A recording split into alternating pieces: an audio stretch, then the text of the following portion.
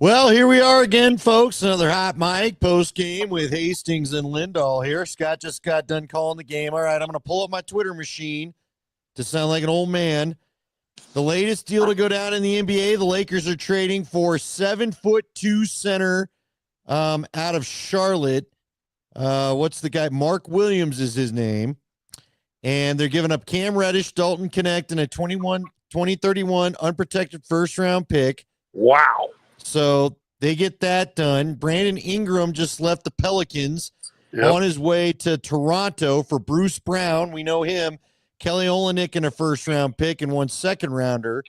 And so let me ask you real quick, because obviously people are going to ask about Bruce Brown tomorrow, right? You think he becomes a buyout candidate, Scott, or what do you think happens there? Well, he could be a buyout candidate, but that doesn't mean anything for Denver because Denver's got a full roster. Well, so here's the thing, and Nate did a great job getting the Bennett Durando article out of the Post and gave us some education here today, which I think is important. So here's what the Nuggets, because remember last year, and you and I tried to talk about it, but people didn't seem to know because of the apron thing, the stupid apron thing.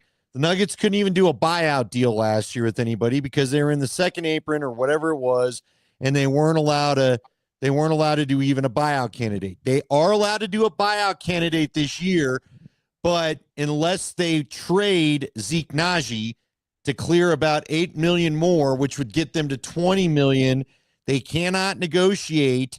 They cannot do a buyout player that they cannot sign a buyout player whose contract was more than $12.5 million.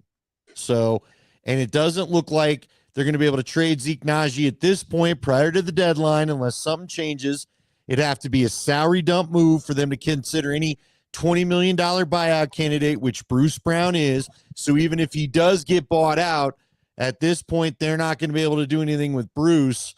And then you also pointed out they would have to clear a roster spot. So it looks like they're going to be pretty hamstrung unless something changes drastically.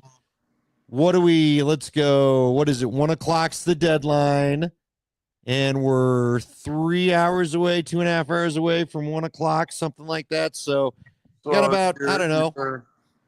You don't got a lot of time to pull this off, would be my point. 14 hours away. I was talking with some people tonight. I talked to one NBA guy tonight, said that Zeke has been shot, but there's been no buyers. The only chance Denver has is, I think, probably something like what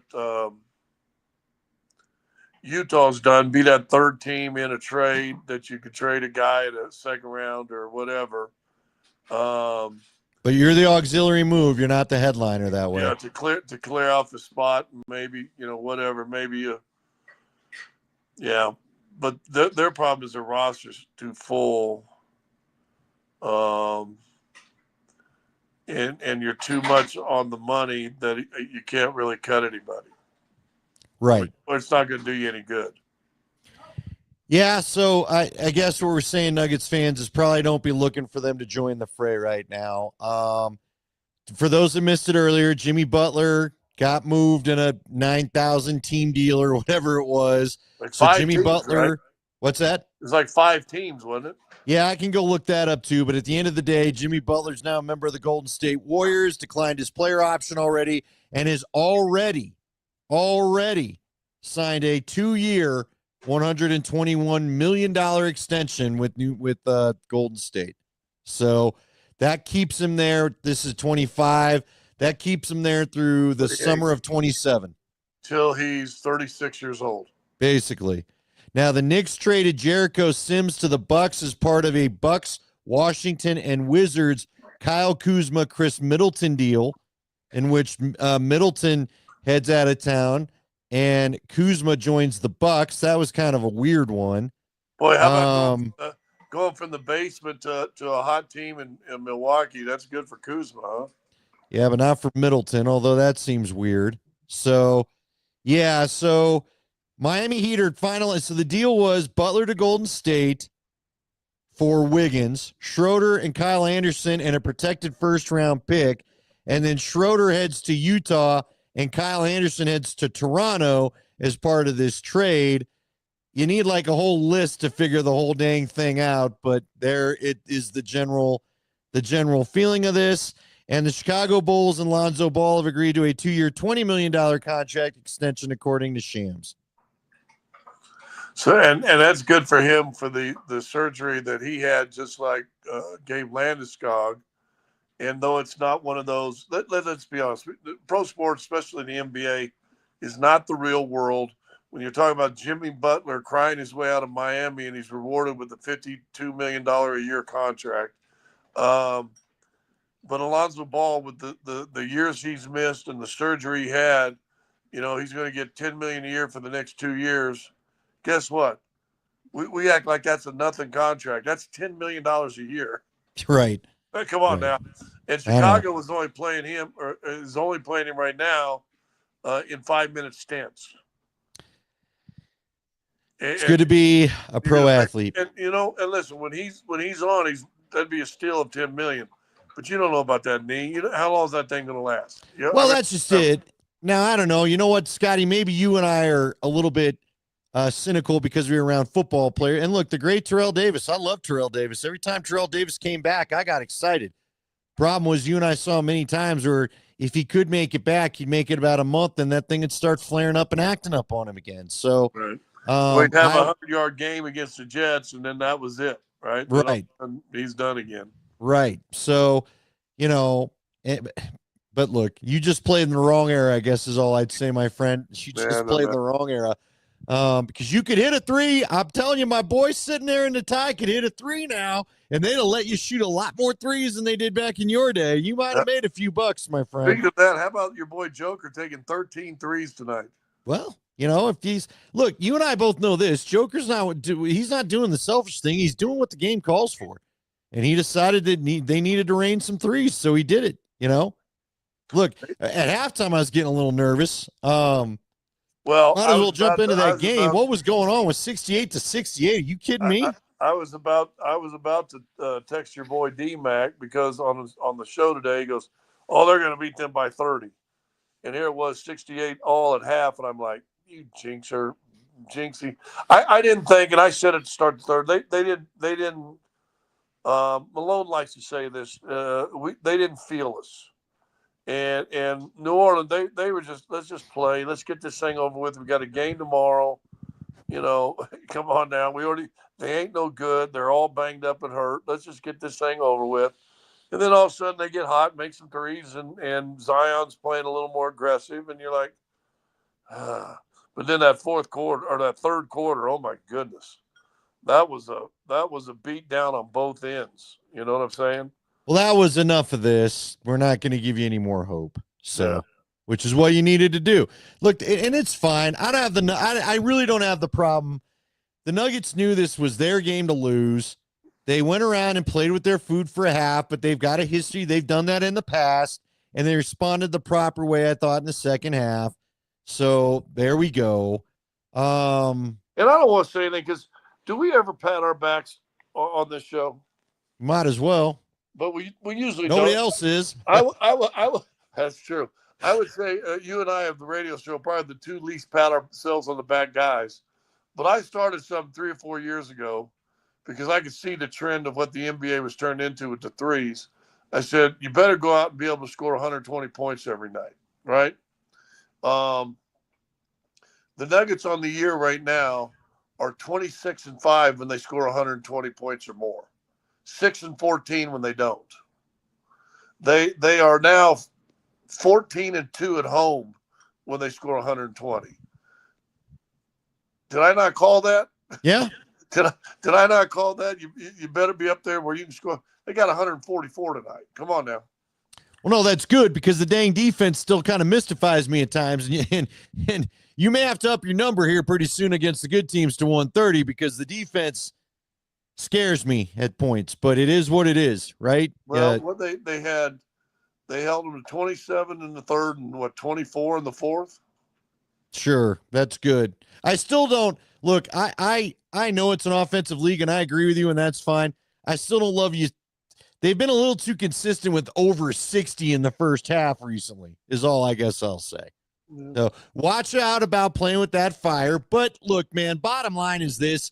You guys said it. I heard you laughing. I heard your laugh with Malone yesterday as you guys are out there doing the live interviews where he goes, I don't even know what day it is. What is it, Tuesday? What's it? I don't even know. And I know you can relate to that. I had Look, no man, idea. it is the dog butt days of summer, only it's the winter of the NBA season. This is July baseball, basically Yes. in the NBA right now, Yeah. where it's hot as hell to every city you go to. You're playing in 95-degree heat during the day, and it's humid and all the other crap, and you're getting through the games. The Yep. Nuggets are in that point of the year, so I'm fine with you doing how you did it tonight. But, look, I don't want to see that road trip you just had again, though. In baseball, you're playing, 27 out of 28 days, right? You Right. get those runs and that grind.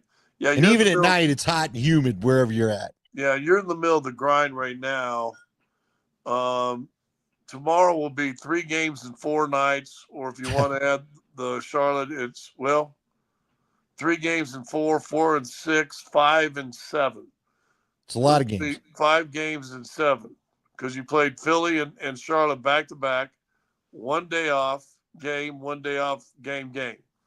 So this will be this when you head on that airplane on Friday to go to Phoenix, you will have played 5 games in 7 nights.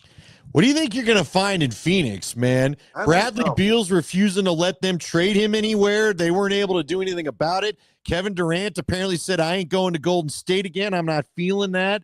You got Devin Booker is the only guy that was marked safe today. I guess, again, as you said, we still got about 14 hours for something to go down, and maybe Durant ain't going to – although Butler allegedly wanted to go to Phoenix and only Phoenix, so – I don't know if maybe now Phoenix and Golden State tried, but they got to talk Durant into doing it. Just, I'm wondering, and I don't know if guys had no trade clauses in your day, Scotty, but man, if you're Phoenix players, are you hacked off that Bradley Beal refused to go anywhere? Or is that just business? Yeah, you got to go home to your $47 million a year and be upset.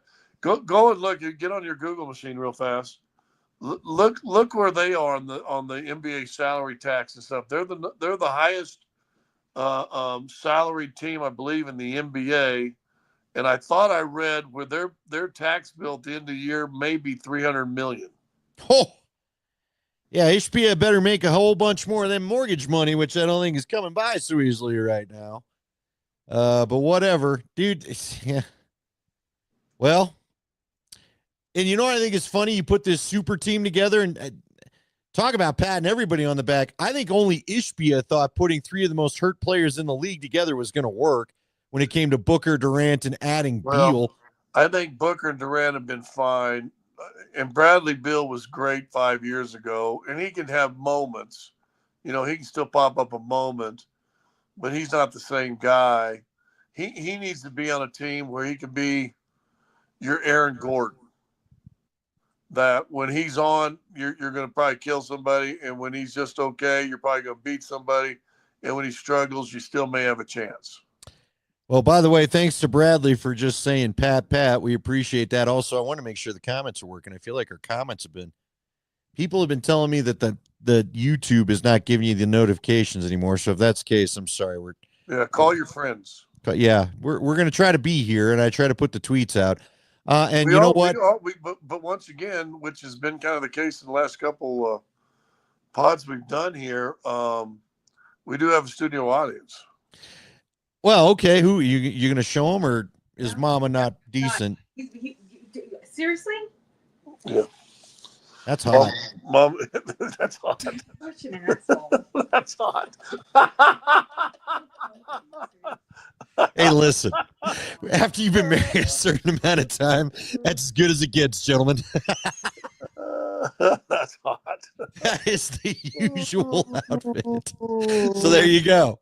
And ladies, most of the time they're not looking like Scotty either. They're looking like this with your sweatshirt and your sweatpants. But you know what? It's comfortable. It's 10:30. It is bedtime, Andy. This is pajama time. Yeah, I'm dressed up for the show. Hey, real quick, you've been telling me that people been yanking your beard. What is going on, dude? I asked you this question. Here's no dumb question. I forgot to say it today. Maybe I'll remember it. I'll say it on the radio show tomorrow too. But there's certain things in society that you probably just shouldn't do. Like you see a lady who's pregnant. You don't just come up and go, oh, and start rubbing her tummy, right? Yeah, oh yeah. I've had at least in the last month 3 or 4 people come and go, oh, what's this? And like play with my beard, and I'm like, and like a couple of them were like my boys. Like one of them, was like a buddy I hadn't seen or something with another team. We go, oh, what's that right there? And I'm like, and I do feel I have a good line. I always say I'm trying to get an NIL from KFC. So Yeah, you got a little Colonel Sanders happening to you. good line. It's a good line. I will say this: Corey Brewer's got a little bit. He said, "Oh, I like yours." That's what he told me tonight. So I'm rolling. Yeah, I've had like 3 or 4 people come on. What is this? And I'm like, well, what's that, fat guy? Smack the belly. That's what you need to do. Yeah, just that pat in the belly. I said, what's that? 8 months, 7? Do you remember the time where we saw our friends in Jacksonville? You and I were there for a Bronco game, and they showed up, and I thought they were pregnant, and I pulled out of that nosedive right in the last second. I go, hey, what's this?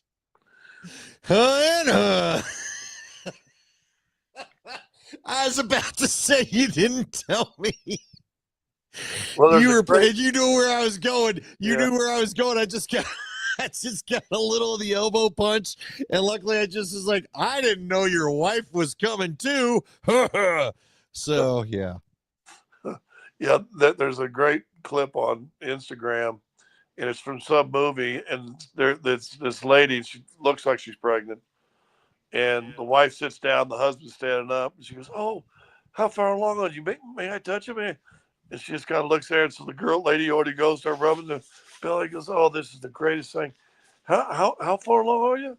The lady hadn't said anything. The girl's all over her tummy trying to listen. She's going, honey, come here and touch it. The husband reached down. She goes, how far along? Lady goes, I'm not pregnant. I'm just hungry. It's just been really the last month or so. Oh my God. Well, it's that time of year. I think we're already past. There's some Friday where they said it's like the third Friday of January. Everybody just quits their New Year's resolutions, but whatever. 27th of January, I think it is. Yep, we're past it. Everybody's in the free. All right, so MPJ's not getting traded, right? We all feel that, even though Malone really left the door it. open with you. I don't know if people get.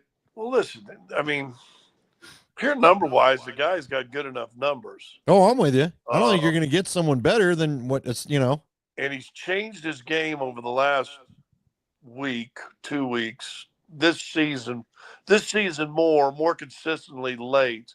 That he's just not. If he doesn't have the three, he had a bad habit early in his career, just stand on the three and just wait.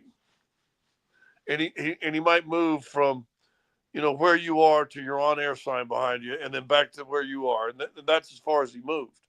And he never was open because guess what? A defender that you're not making the defender work. Now, if you look at what he's done the last few nights in particular, he's making cuts. He's coming off screens, which he would usually come off the screen just to catch and shoot. Now, if he feels the defender tight on his butt, he curls it and he's getting layups. He's hanging around the offensive glass. He's had in the last 2 games probably 3 or 4 putbacks, and for a guy who, probably never had one play run for him in the NBA, I always felt I could get a basket or 2 if I got an offensive rebound. That's how I was going to score, so I was always kind of floating around the rim, and who knows, a little wild tip here or something like that, and you might get it to go in. He's starting to do that. And now when you start curling and getting layup or overplay high backdoor layup, guess what? Now the defense softens on you. So now you can step out, head fake, step to the side, and get that little booty shot right there for you when no one's paying attention. Well, how about I put it this way? Look, is standing pat the right thing to do? I don't know at this point. There's been Scotty. You know what standing pat is? It's drafting an offensive lineman at 21. Yeah, Yeah, you're right. You know, You're right. it's Something you may need to do, but not everyone's going to get fired up about it, right? it ain't. You know, if Denver at the 20th pick in the draft takes a offensive, an All-American right tackle, you know, so for when McGlinchey gets old enough, you've got your guy that's ready to roll in there. He can be a swing tackle for a couple of years before he steps in. People forget about, and by the way, Super Bowl 32 was on today during our show, but people forget about that. You got Zimmerman in the left, you got Tony Jones on the right. Zimmerman retires, Tony Jones moves over to the left. Matt Lepsis has been your swing guy. Also, and he's your right. And they were able to just fill in and rotate great offensive linemen for 3 or 4 years, and that's why they were so good with that running game. So it'd be good. But if we're going to sit there all day doing all these stupid ass mock drafts and everything for 5 months, and you draft a lineman, it's kind of like right all this time, and you're talking, well, this West Conference team did this. Sacramento got better, maybe. San Antonio got better. Golden State got better. You know, all these teams doing something. And you can, and you've got a good team. Listen, Denver's a good team. You know, are they good enough to win it? You got to get lucky. You got to get some breaks. You got to get the right matchups. I think matchups in the postseason are some of the biggest things you can do. You got to make sure you're healthy completely. And you got to get guys that get hot and streaky. Like, didn't Jamal go 4 straight games with double doubles in the NBA Finals against Miami? I think, and he had a triple double in one of those games. You got to get guys that get hot at the right time. But if they don't do anything, it's just not sexy, and you're going to feel. I try to, you know, Tyler said, "Oh, nobody will get mad if you don't do anything." Yeah, you will. There'll be a whole group of people that are going, "Well, we're good, but we're not good enough to win it." So, and it might not be. I don't know. Well, I think people probably need to get prepped for it. But I would ask you this, you know, just because you make a move doesn't mean it's going to do much for you, right? Right. I guess technically you could still, who's your guy, Cam Johnson, right out of Brooklyn that you still like? But look, how many times have you made a trade and it doesn't end up doing too much for you? You know what I mean? It just, you got to have the right chemistry fit. Look, I think we'd all love to see Bruce Brown come back into Denver's life and be an effective part, but he's not the same Bruce Brown. He's coming off a knee injury. You know what I mean? Yeah. Look, this will be his 3rd team since he won a championship with Denver. 4th team if you count Denver. Right.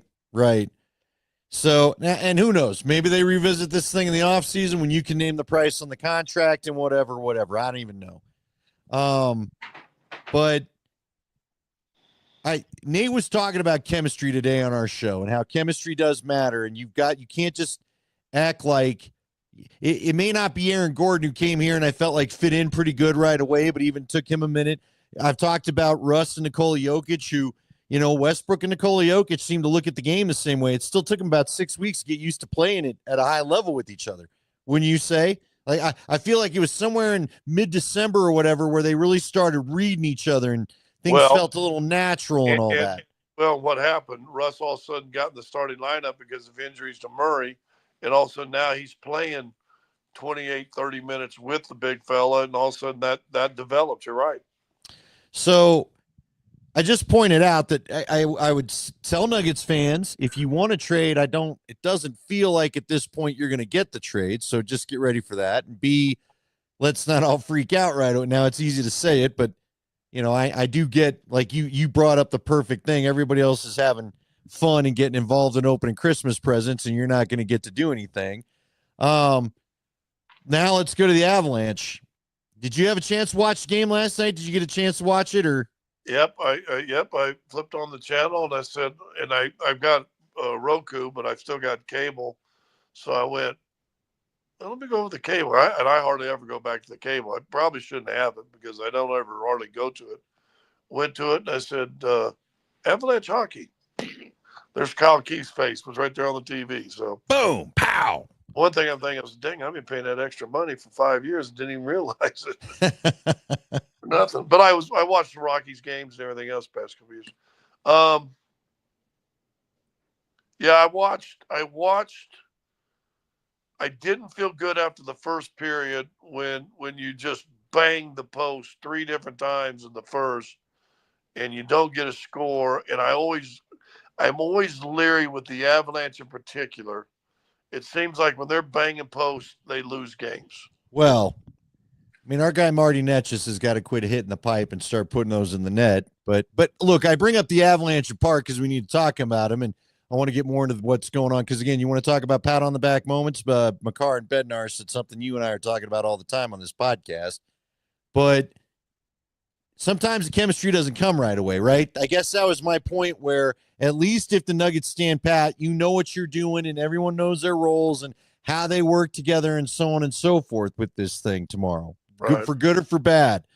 But I would say, look, the Avalanche are an example of it feels like it's going to take a minute with this chemistry because I said it last week. I'm going to say it again. Netchus and McKinnon are doing kind of the same thing. They look to do the same things. Someone's got to start shooting the dang puck. There's been too much. And you know what? To Rycroft's credit, he called it out a few times. And then John Mitchell and Keefe said it in the middle too in the intermissions. You got to quit overpassing. They're falling into some overpassing. And which I think happens when you put 2 offensive guys like that and they're trying to be good teammates. And every once in a while, you need to go Joker, go shoot it 20 times. Quit trying to get everybody else. You need to just go. McKinnon needs to just go. Well, you know what else needs to happen? You need to quit worrying about finding the perfect shot and someone go get your ass in front of the net. Because both Makar and Bednar said we are not getting traffic in front of the net that we need to. We are not taking the goalie's eyes away. When Bednar says we're not playing the right way offensively, that's stuff he's talking about. And you and I have been talking about it, and it's time to revisit it again. And what I was a little taken back by is even Arturi Lehkonen, who's normally the dude that ain't ever afraid to go do that, seemed like if he was doing it, he was off to the side. It just felt like, dude, there were so many shots last night. I almost took a video of it. I was so frustrated. But there are so many shots last night where it's the shooter and the goalie, and there's nobody in between them. Man, I don't care. And their guy, and I'm forgetting his name, their guy, though, last night, he's not having a good season. He's a good goalie, but he ain't having a good season necessarily. And even on a down, if you aren't going to get in front of him, it's like trying to get a fastball past a major league hitter. They're going to time you up. They're going to take that thing out sooner or later, right? They all know how to hit the fastball. They're hoping you'll throw them the fastball. They don't want to see the movement stuff. The Avs are like that, too. If you're not going to put anybody in front of the net, the goalies are going to stop it. And they've had it happen. They had what? They had like 1 goal against Boston, 1 goal against the Islanders, now 1 goal against them last night. Or no, they got shut out last night. Dude, they gotta get back to working. I don't like the feel of the Avs right now. And it sucks because 2 weeks ago I was saying, they're back on parade after they got the goalie thing figured out. Whether it's the Nuggets or the Avs, I don't understand why nothing feels like it stays consistent. You know what I mean? Like again, the Nuggets, now again, it's the Pelicans, but I would imagine that they should take care of business against Charlotte tomorrow night, right? Although that was a closer game Sunday, or I'm sorry, Orlando. That was a closer game Sunday against Charlotte than I thought it was going to be. But yeah, I hope that's also the 10th day of a road trip in your 5th game. So fair enough. And Orlando's playing wherever. I heard Malone on the post-game show that you guys did where he said, Orlando's playing tonight. Let's go get them tomorrow. So you're getting them and you're actually home this time. But Scotty, just is amazing to me that week to week, there's a different vibe with both these clubs all the time. I wish it would smooth out. Yeah, they always taught us since I played, and the mentality of a player should always be even keeled. Can't get too high, too low. Doing what we do, talk radio, doing this podcast, and you and I've made fun of you being the Avs fan. They get you so excited, and then they die. You win 4 games in a row. You start a road trip. You lose 3. I mean, it was the sky was falling when they went into Philadelphia. And now guess what? Now you've won 4 games in a row, and now everybody's back excited again. But you're right. There hasn't been just that. Now I know they're in the Canadian road trip. But both teams, to me, this year, you can break down very similar, like that they've both really struggled at home. Yeah, We haven't which we're not used to. we haven't seen that just be a 500 team on the road and dominate at home, and they just haven't done that. Nuggets haven't done it either. Um, they've got as many home losses right now than they had all last year. Right, which is concerning a little bit, but 2 more games the rest of the year, which would be tough to do, but say you do, then you'll have a good record. A 31-10 record at home's pretty good. But they were 33-8 last year at home and 500 on the road, right? Or a little over 500. Well, there hadn't been a consistency with either team, and they've kept the fans on the roller coaster. That being said, Ball Arena Monday night tonight. You've been down the Avs games. Those crowds have been great in support of these teams. The hometown crowds in Denver are really pulling for these two teams to get something going. It feels like they're in a slugfest, right? Feel like they're in a ballroom brawl all the time, and I want them to be at the MGM in front of all the lights and the stars walking around them a little bit. And instead, it feels like they're in the back alley somewhere slugging it out still. yeah, and it just feels like both teams have kind of been, honestly, it just feels like they're all kind of just going through the motions for the time being. You know what I mean? Like, it just feels like that dog days of summer feeling we just got done talking about. It feels like that's been that way most of the year for both of them. Like, there was a joy in watching both the Nuggets and the Avs play that I don't feel like I felt too often this year. You know what I'm saying? Yeah. Um, because it's been a grind for us too. Yeah. Well, that's true, but I don't know. Hopefully, I hope everything goes okay, man. I don't know what's going to happen tomorrow. It would be nice. We did it in 22 at the Avs, 23 with the Nuggets. Is there anything better than to be talking about the NHL or the NBA in June? Or May. Or May or June. That is fun. It is fun. It is fun. By the way, I saw something. Did you see? You probably didn't. Paul Bissonnette on his Spit and Chicklets podcast, he's already said that the Hurricane fans are all over Mikko. He hasn't had a great start to things. It's been tough for him. You and I kind of wondered. I think Mikko's a phenomenal hockey player, but Mikko's a little like MPJ.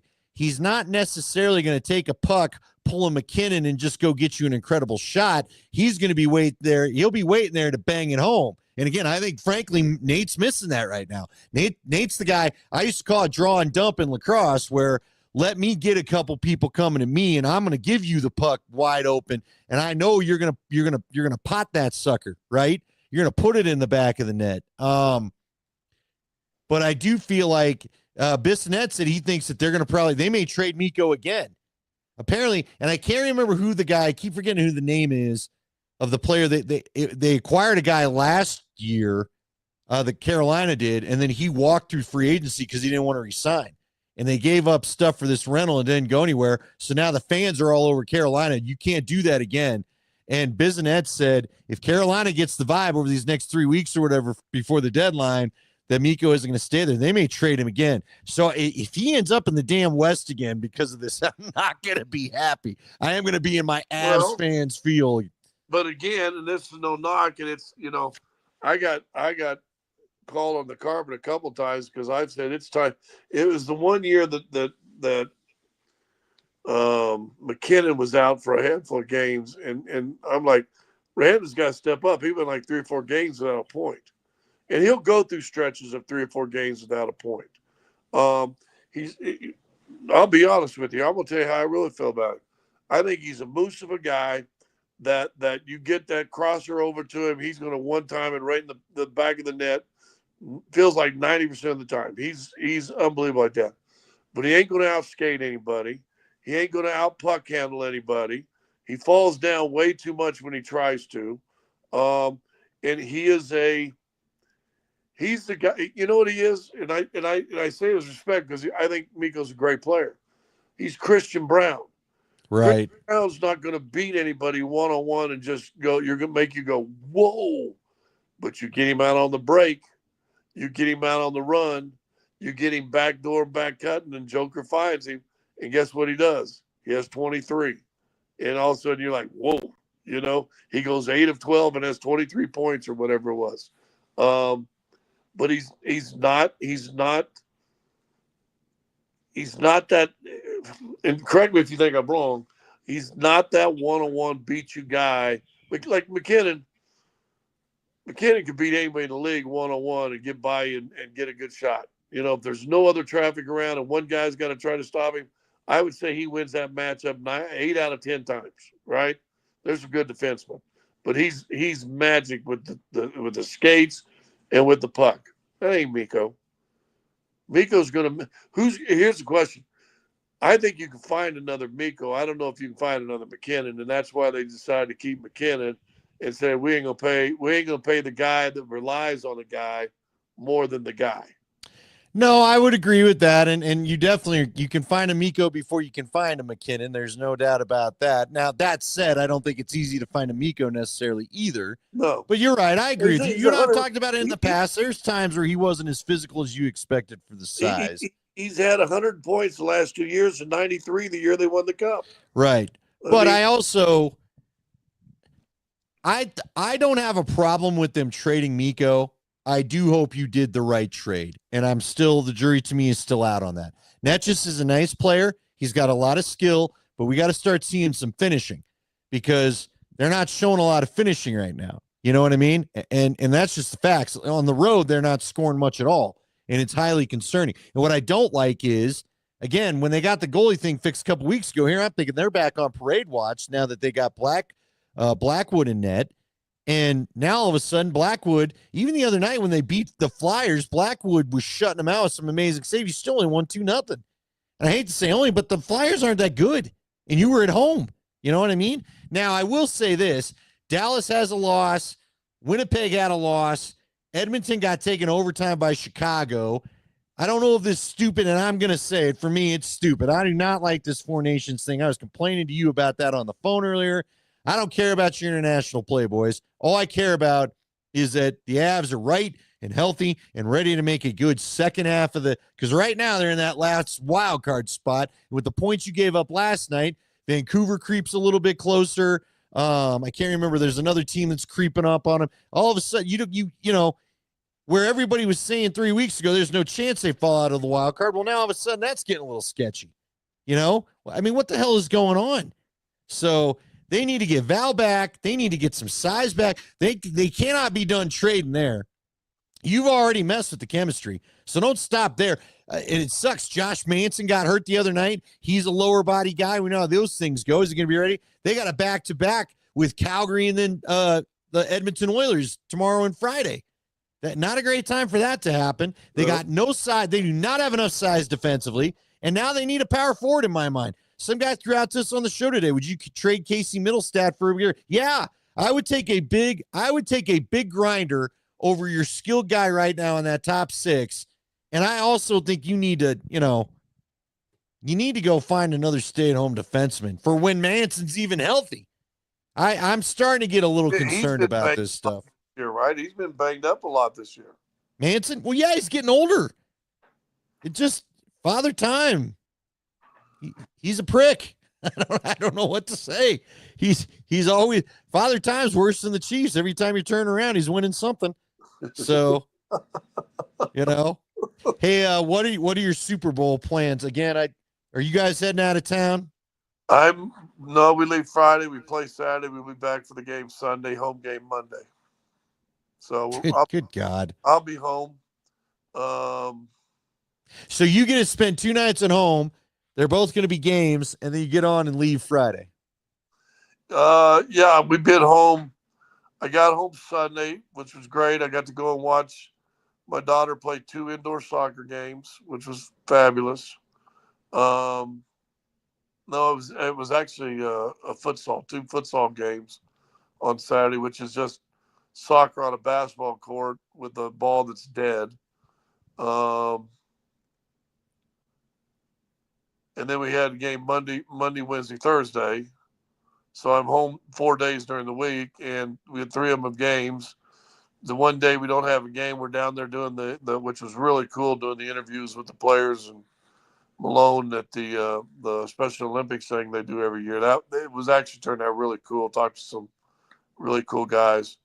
Yeah, and then leave Friday, play Saturday, come back Sunday, play Monday. But our All-Star break starts on Thursday. Well, that's good because I think the Nuggets need it. And that's why these listen. I can't believe this. Someone pointed out to me a couple weeks ago. Under the Malone regime, and I would say you'd have to say it's most successful in history. I mean, if you've got Doug Moe's name up in the rafters, Michael Malone someday is going up in the rafters, right?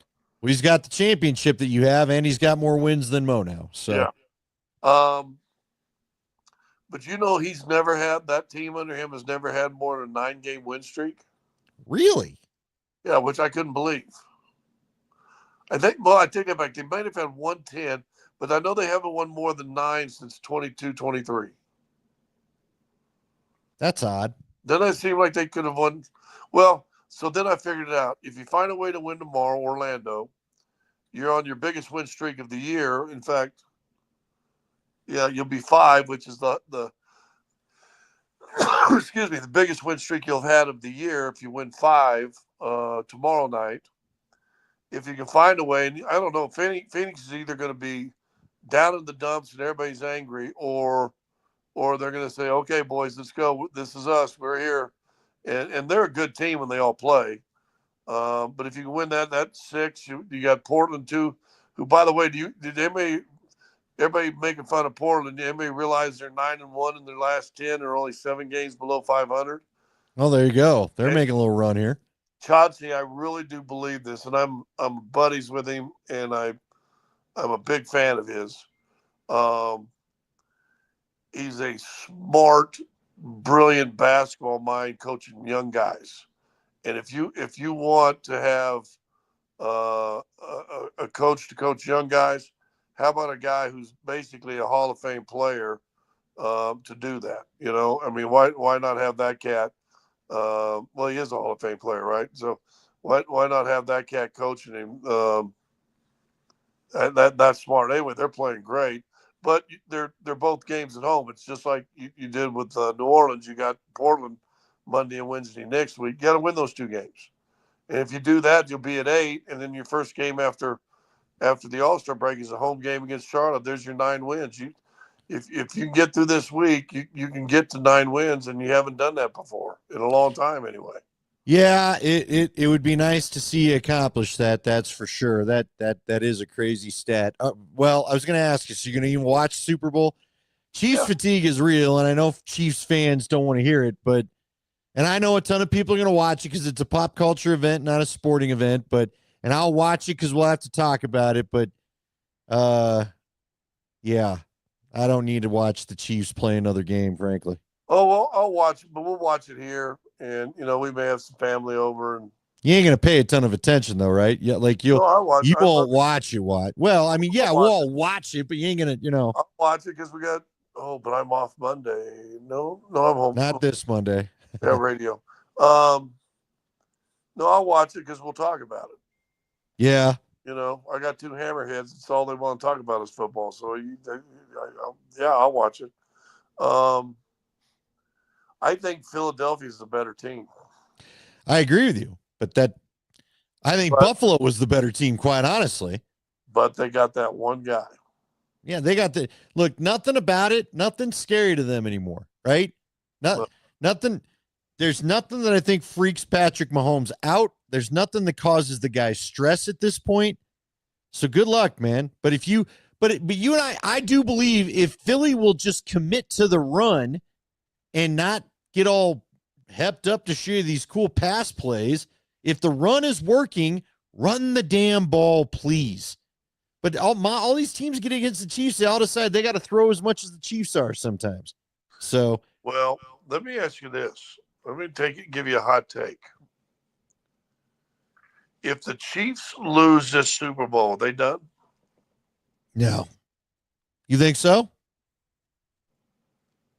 You think it hurts to lose that 3 in a row to take that big biscuit away?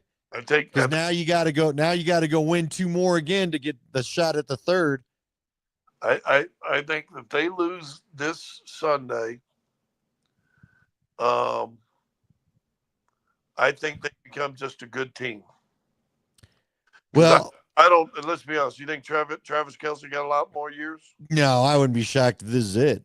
Yeah, and listen, Mahomes and Mahomes, and so they're always going to be competitive. They're going to be really good forever because of Mahomes. And just like, guess what? The Broncos were always good because they had Elway. You're never out of games. New England was always good even when they didn't have, because they had the greatest quarterback of all time. So they'll be good. But if they lose it this year, I don't see them being the team that gets back real quick. I don't think they got enough special everywhere else that puts them back in the Super Bowl the following year. I hope you're right. And I could see it. They need to definitely probably recreate the cast around Mahomes. Remember Elway went through that. He went through his Super Bowl period with the 3 Amigo teams, I'll call it, and some really good defensive guys like Carl Mecklenburg and a Dennis Smith and eventually Steve Atwater. But then he had to go through the Wade Phillips experiment and on to the first couple Shanahan years before they recreated the team for him to get back there. And the Chiefs might need to do that. I don't know. I hope so, Scotty, because I keep saying, I don't know why some team just doesn't freaking hire Spagnuolo away. New Orleans got a coaching opening. Why don't you just do us all a solid? Be a good wingman to the NFL, if nothing else, and go make Spags your head coach just to get him out of there. Because he's the one that comes up. He's the mad scientist that comes up with a defense in the postseason for those guys that's always better than what it was in the regular season. So get him out of the mix. Break that coaching staff up. Something, man. Good night. So we'll see. Yeah, we'll see. But I really do. I won't say they'll fall on hard times, but it ain't going to be the glory road that they've been driving on. Well, I think you're right. I think they made no bones about it, and I give them credit for that, where they said, we want this three-peat. They completely embraced it, right? But now you go losing this, and that isn't just getting to it next year. Now you got to start it all over again. So you could be right. The three-peat could be something that, I don't have 3 more years of this in me, whatever. But who knows? And then guess what? The first 2 Super Bowls you were able to get, well, they've won 3 total. So your first 2 Super Bowls you won with the Mahomes on a rookie deal. He ain't on a rookie deal no more. No, which hopefully he'll factor in. What would be crazy is that if they were to win, they've only beaten the Niners and Eagles. That would be all 4 of their Super Bowl tallies because they lost to the Bucs, and then they, That's what Eli says. We only got 2, but they're both against the Patriots. We only had to beat the Patriots. Hey, I know you guys asked Leggy about it, and I thought he gave a pretty good answer. I didn't. I got a call after that. What was your answer? Is Eli a Hall of Famer? They all are pretty good. I know he's 500 or 1 game above 500. Jeff said he was only 2 Pro Bowls where he wasn't an injury replacement. That's fine. You're still full Pro Bowls. You also got two Super Bowl championships, and one of those came with an MVP. And I'm sorry, Cam Newton. I think a Super Bowl MVP is bigger than a league MVP. Well, Cam, look, man, Cam only said that. Because he ain't got a Super Bowl. He does have an MVP. He was the 2015 MVP when they played the Broncos.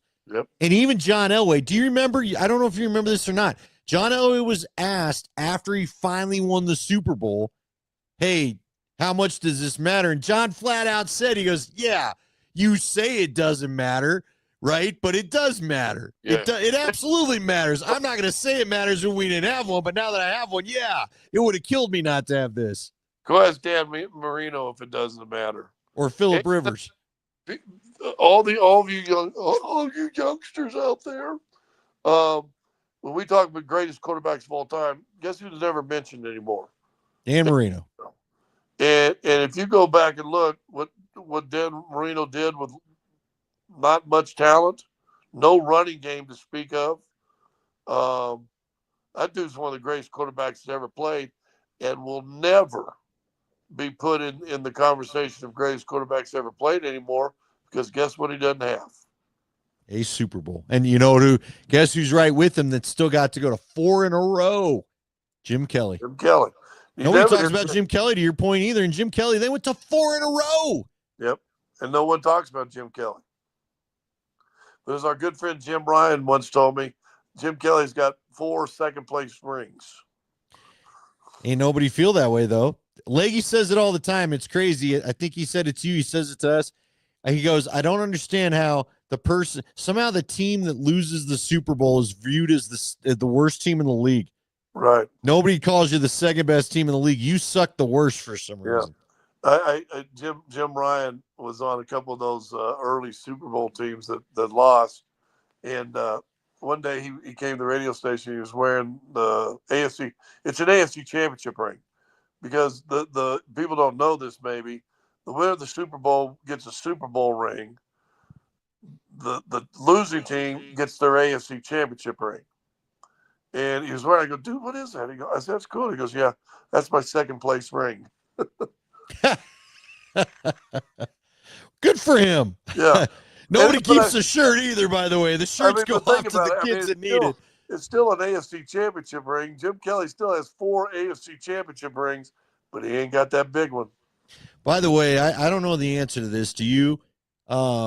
Did Marino get was he the MVP his second year? I know he went to the Super Bowl, right? I look at your Google machine. I think it was the second year that he went to the Super Bowl, and I believe he won an MVP. If not that year, the year after. One of those years, he was throwing up numbers no one ever heard of at the time. All right. I mean, you look at his numbers. I mean, they were stupid.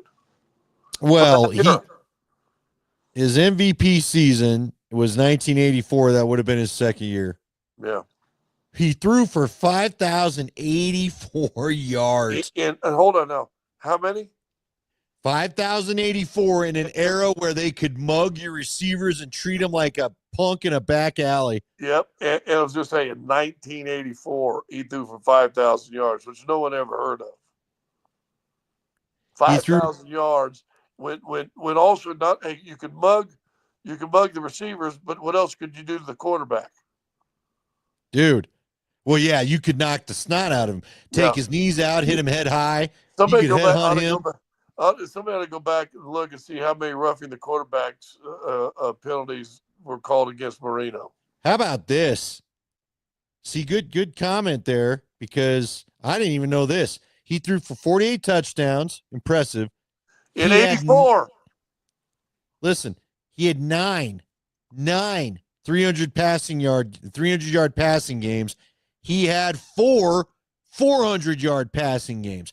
That's 13 of the 16 games played. Holy cow. And yet, you know, we never talk about Dan Marino is one of the greatest quarterbacks of all time. Well, okay, you want to know what's in vein? You want to know what's in the same vein of that in Denver history? Peyton Manning's 2013 season. Yeah. Jeff Legwald talks about it all the time. That is still the greatest offense the NFL's ever seen. But because of the butt whooping to Seattle in the Super Bowl, nobody wants to remember it. It's like the kid we don't want to admit that we have. Well, I told this story this week on the radio show. I had a coach one year when I was in Atlanta. And now I forgot his name. Fred Carter. Great guy, funny guy. Played in the league for 9 years, I think. And he's one of those first coaches that still coached, assistant coach, but he coached like he was a player, right? He'd talk trash and all this stuff. And we're out playing horse one day, and I busted him, in a horse game. And I'd say something to him, and he goes, man, until you lead an NBA team in scoring, back then we didn't have no Google machine. Or not like that. He goes, till you lead an NBA team in scoring for an old year, come talk to me, blah, blah, blah. And I went, and I didn't know. I wasn't following the NBA because you didn't have the ready access to Philadelphia news when you're living in Kansas or Arkansas or wherever I was. And I go, you led the NBA, you led the Sixers in scoring one year? He goes, yeah. Well, I had these things that would come out every year, and the book was about this thick. It was the NBA encyclopedia. I used to have a couple somewhere down the basements. And I mean, this thick, and every player that's ever played in the NBA, and we'd get one at the end of the year, and I'd always keep them because I'm now in the NBA encyclopedia, right? Went back and looked. Sure enough, Fred Carter led the Philadelphia 76ers. I think he averaged 17 or 19 or something like that, which is good. Hey, I ain't sneezed on that. 1 year in Philadelphia. And I went and looked. I went, Fred, you guys only won 9 games that year. He left that part out. To this day, is the worst team in the history of the NBA. They only won 9 games. So that being what my point being, you can be great, but if you're on a team that ain't doing nothing, no one cares. Nobody cares. Back in my day in college, Back in my day, there was a guy, and I don't know, he played at Texas Wesleyan or North Texas State or some school in Texas, D1, and he led the NCAA in scores. His last name was Kelly, and I think they called him Machine Gun Kelly, right? Because this guy is averaging like 41, 43, something like that in the NCAA. I mean, everybody, you get the paper and you go, no, went for 52 tonight. And we're like, oh my God. And this before the 3-point shot. Oh my God, this guy's amazing. Man, I think he made it 2 years in the NBA. Maybe, but guess what? A small school and playing in whatever league he was in, he was killing brothers. All of a sudden, getting the league. Not anymore. Not anymore. Welcome to the big time. Welcome to the NBA. All right, with that, let's wrap it up. We'll do another one of these, I think, next week. Although you got them back-to-back games against Portland again, right? Or was there a day in between? Well, why don't we try to go Tuesday? Or we can do it after the game on Wednesday. Well, maybe we'll give it a try. We'll just give it a try. Are you getting all ready for the Valentine's Day for your sweetheart? Yeah, sure. Yeah. Oh. Yeah. She's gonna be. You want to show your significant other again? That's how it's gonna be looking around here. She went up to bed with a bowl of popcorn. She's watching TV right now. Yeah. Again, that'll be how it is around here. Yeah. You know what? You and I, hey, Valentine's Day, we could do the podcast, us sitting in these chairs, and it'd be about the same thing. So hey, no dumb question. When guys get older, how many old guys that just can't get enough of ice cream? Well, you're looking at one right here. I can show you the belly to prove it. So there you go. Guys get older, and their go-to becomes, especially in the evening, right? Sitting there watching a little TV by yourself, catching a movie. Hey, we got some of that Napoleon ice cream upstairs. Let me get a little strawberry, vanilla, and chocolate. Put it in a bowl. Here we go. It's Neapolitan, dummy. Oh, I thought it was Napoleon. Here's what you need. Here's what you need. A little Bluebell tin roof. Do your right up. Well, so there you go. So you got it. So that's what older guys do. Women, I think it's popcorn. No, you're right. Making damn popcorn for everything. It ain't even good popcorn. Uh-oh, Sean Payton on Up and Adams. Did you hear some of Sean Payton on Up and Adams, by the way? Homeboy had not finished sleeping off the night before. He was still feeling it a bit. Anyway. All right, my dude. My biggest take on that, maybe we can talk about that. Quit talking about New Orleans like it's 25 years ago. I know, it's crazy, right? 20 years. It was 2005, wasn't it? Yeah. It's 20 years ago. I don't. We need a joker. We need to get a Darren Sproles and a dog. It's. Come on now. What does the NBA every team need now? They need a 3-point shooter. They need a 3-point shooter. Did they need a 3-point shooter in 2025? 2005? Did they need 3-point shooters in 2005? Well, nobody's looking at 3-point shooting like that now. You might take 10 a game. Yeah. As a team. Joker took 13 tonight. Yeah. Yeah. All right, say goodnight, Chuck. Good night, Bobby.